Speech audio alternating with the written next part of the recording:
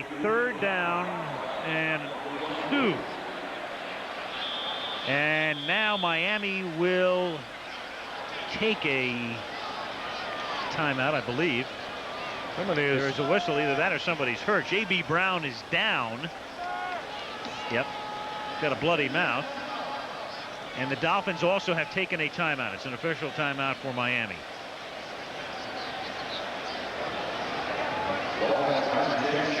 Cornerback J.B. Brown, who is having a whale of a season for the Dolphins. You can see the blood coming out of the mouth. I'm not sure he knows what area code he's in at the moment. He comes up head-on-head with Bo, and he took the brunt of it. Let's get this straight. The Dolphins did not take a timeout. McCartney said officials timeout. Now they start the clock again. So the Dolphins still have that 1 timeout plus 1 2-minute warning. There's the play clock. The game clock on the right. Yeah. Raiders going to have to hustle this up. Big play here. 3rd and a short 2. Marcus Allen. He didn't get it. No. He's stopped by Cliff Odom. McKyer also came in to help break the play up. And we have a 4th down. The officials again stopping the clock here. This is Miami's last timeout, and then they get 1 more at the 2-minute warning. Why did the Dolphins take a timeout there? I'm thinking the same thing. Why? That's the wrong. In 6 seconds, you get a free timeout, and then you save 1. You're exactly right. Ordinarily, if they're 18 or 20 seconds, you take a timeout, but to save 6 seconds, and that's what they did. Bad call. They wasted their last timeout. Yep, you're going to get the ball back on the punt anyway. I can't believe that came from the sideline. Shula couldn't possibly have called that from the sideline. Somebody had to call that on the field. Yeah, that's a bad timeout. Because if you just let the clock run down to 2 minutes, there's your timeout. You're going to get the ball back on the punt anyway, and then you still have a timeout to use on the drive. Again, had there been 18 or 20 seconds, you use your timeout. Well, because they can run that off, but with just 4, 5, 6 seconds, it's funny. Outside of these delay of games and timeouts, it's been a very well-played game. Not 1 turnover tonight. No fumbles, no interceptions, but some of the weirdest timeouts we've ever seen. Gossett, after a quick snap, it's fielded at the 33-yard line by Schwedes. He gets out of bounds at the 42. The 2-minute warnings comes with 1:58 remaining. Miami trying to at least get into field goal position and force OT. They trail by 3. If I could afford a sports sedan, the road would belong to me. Bob, I'd have one of those multi-valve engines, independent suspension, and of course a spoiler on the back. Yeah, if I could afford a sports sedan, life would be a cruise. Oh, it's you, Bob. Introducing the new Nissan Sentra SER, because rich guys shouldn't have all the fun.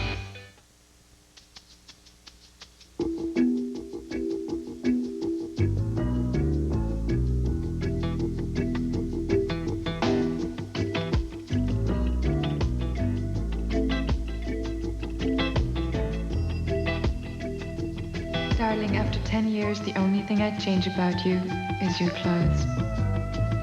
Bugle boy. Why don't you try this one on first? The Black & Decker Air Station. It has all the pressure you need to inflate anything. Fast. The Black & Decker Air Station. Always at your service. Now, on video cassette. If you don't buy the man in your life, Total Recall. You wouldn't hurt me. There's no telling what he'll do. We're married. Consider that a divorce. Total Recall. Totally yours for just $24.99. Goodyear Blimp providing that sight from high above Joe Robbie Stadium, where more than 70,000 have gathered tonight. 1:58 remaining. No timeouts left for Miami. First down at their 42-yard line. Let's keep in mind, Pete Stoyanovich has been a hot kicker for the Dolphins, and he can kick it from way out. He's got one from 51 this year, one from 53, and a couple of years ago he hit one from 59. Dan Marino in the gun at the 42-yard line.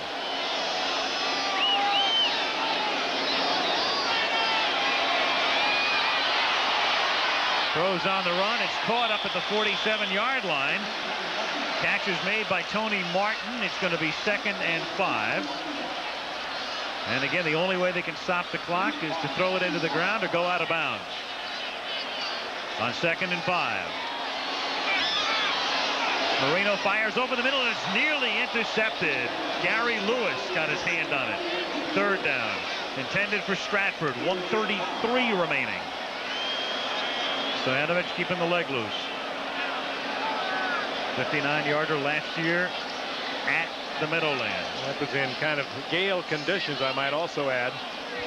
When you look at the amount of time remaining on the clock, Shula and Marino are able to go ahead and chip away with that 7 to 10-yard pattern. There is plenty of time to get up to the line of scrimmage, run another play. They haven't reached that panic stage yet with 93 seconds still left here in the game, even though they have no timeouts. Here on 3rd down, though, what they need is a 1st down. Right. Got to keep moving those sticks, and the Raiders may have helped them do it. No play. It's whistle dead. Howie Long came across. Marino is also a master of the hard count at the appropriate moment. I didn't see anybody move on the offensive line. Encroachment, 75 defense, 5 yards. The penalty will make it a first. It will be a 1st down. Gordon takes another look just to make sure it is a 1st down. It won't be by much. It's right in the middle. Look at Howie really anticipating it and getting off. You notice here in a crucial situation, they moved Long over to the left side of the offensive line to his right side to go against the 2 rookies, Sims and Webb. Crowd cheers as it's officially announced it's a 1st down. Oh, and there is a critical error by Long and the Raiders. 2 downs away from winning the ball game, and that gives them a 1st down. 1st and 10. 1:33 remaining. Dolphins really only need about 12 yards to put Stoyanovich well within range. And Marino throws it behind Stratford, who was covered by Lewis. 2nd down.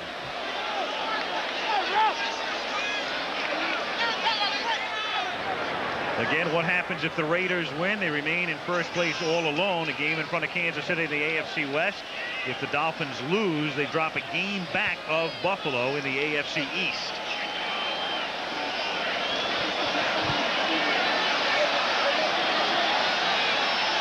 Second and 10 at the 47.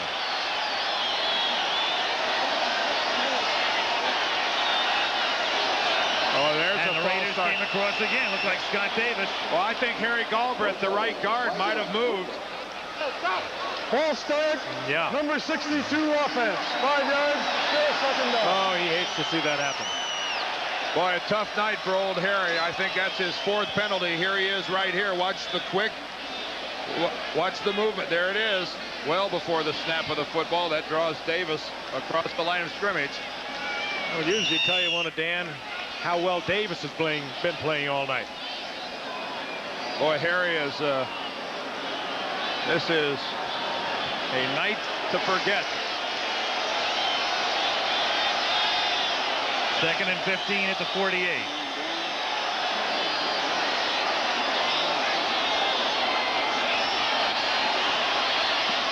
Marino has it batted by McDaniel. Terry McDaniel batted it away, intended for Schwedes, and it's 3rd and 15. 1:22 to go.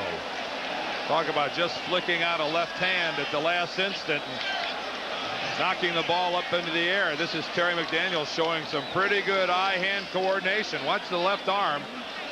Boy, he gets it in there and right off a fingertip. Oh.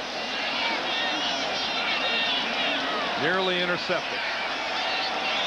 Down to the wire. 3rd and what, 15? Yep. Cooper split left, and with the Dolphins, love to see number 83 split right. Mark Clayton on IR.